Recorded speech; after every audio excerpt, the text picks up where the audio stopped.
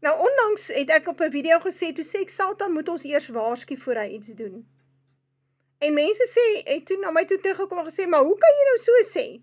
Wel, die Bybel sê dit, maar daar is 'n man wat dit ook sê, sy naam is David Wilcock. Nou dis die ou wat nou kastig onlangs selfmoord gepleeg het.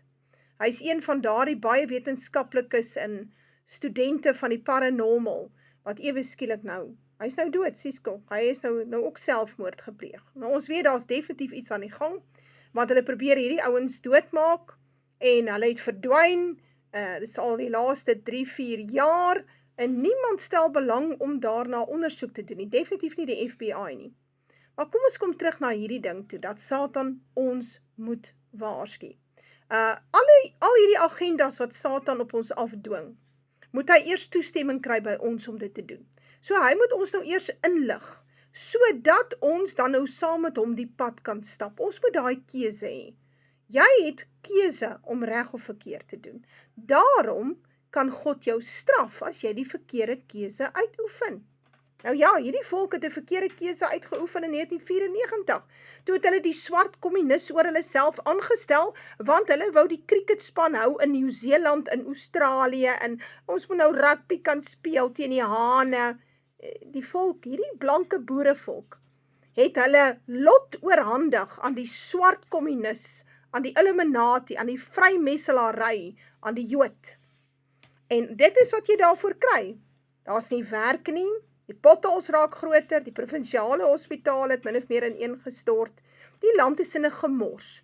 Maar, ons het geweet wat kom, ons is gewaarsku, die Bybel het gewaarsku, daar was baie ander mense wat gewaarsku het, die inligting was beskikbaar, en die volk het nog steeds gekies vir die Satan.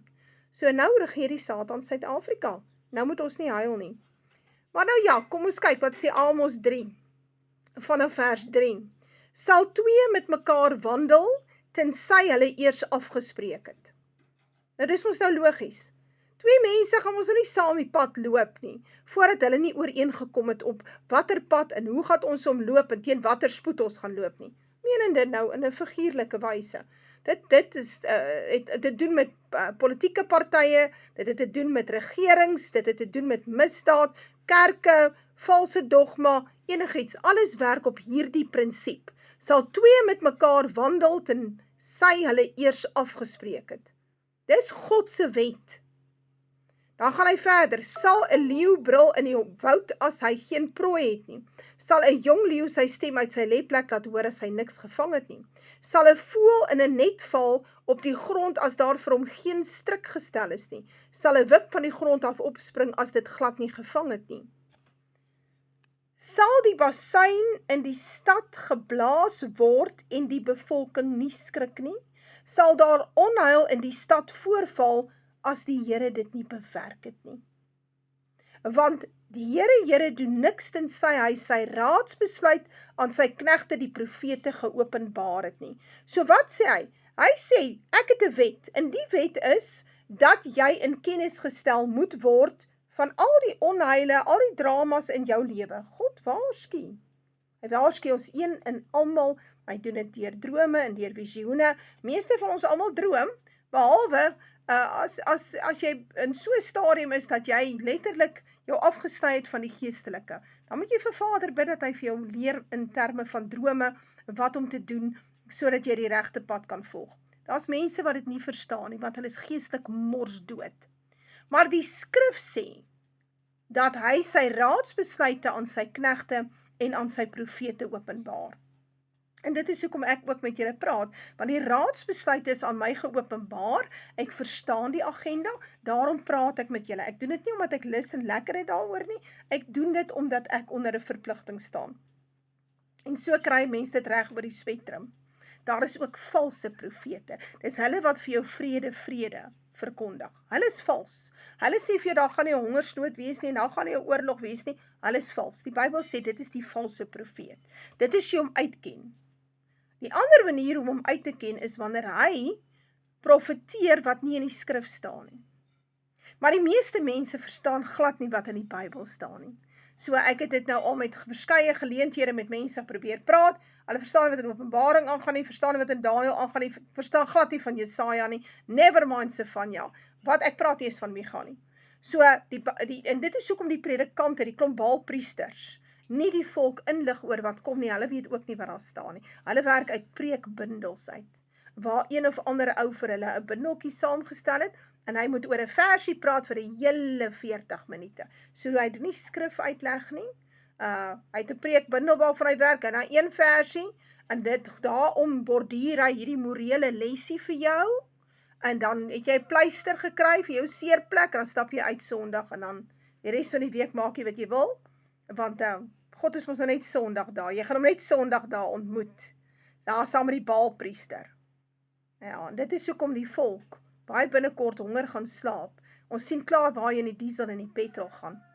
Kan jy nou dink wat gaan gebeur met die kos? Maar die Bybel het dit baie duidelik voorspel, want hierdie volk het apartheid verwerp, hulle het rassisme verwerp, want rassisme is in die Bybel, jy moet dit net gaan lees, daar is daar, God is die rassis, hy is ene, maar ons wil dit nie hoor nie, want dit pas ons nie. Deuteronomium 23, gaan lees mooi. Wie mag in die vergadering van God kom, en wie nie daar mag kom nie. So, maar ons het dit verwerp.